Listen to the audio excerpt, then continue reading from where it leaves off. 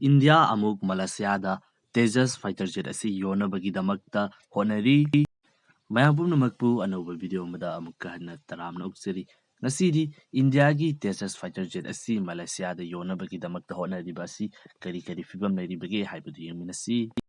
hairiba asi haurakibasi mamangi sahi 2021 da Chinese ki fighter jet kaya amana Malaysian airspace da changsillakiba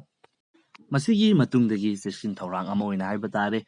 Malaysia gi leiriba Air Force na makugi hanagi leiriba ariba Hawk 108 amasung Hawk 208 fighter jet sing asi anauba advance oiba fighter jet sing na replace taunabagi damakta tender ama issue tawrakibani masigi matungina Malaysia gi leiriba government asina fighter jet ki yamna chawba order ama tawgani haiduna fongdorakibani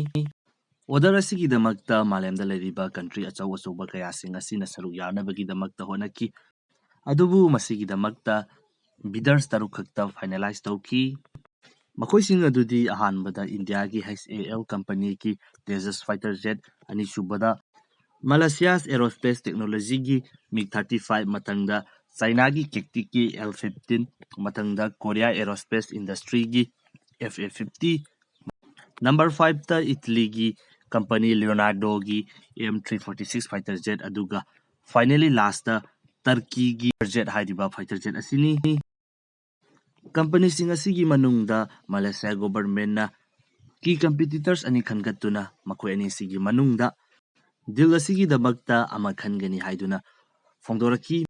makoi adudi ahanbada Turkish aerospace industry na putokpa harjit aduga mathangdana India Hindustan Aeronautic Limited na putokpa Tejas fighter jet asini hairiba fighter jet ani asigi manungda Malaysia na India gi Tejas fighter jet asi oina choose torokpa yabagi maram ani yengbinasi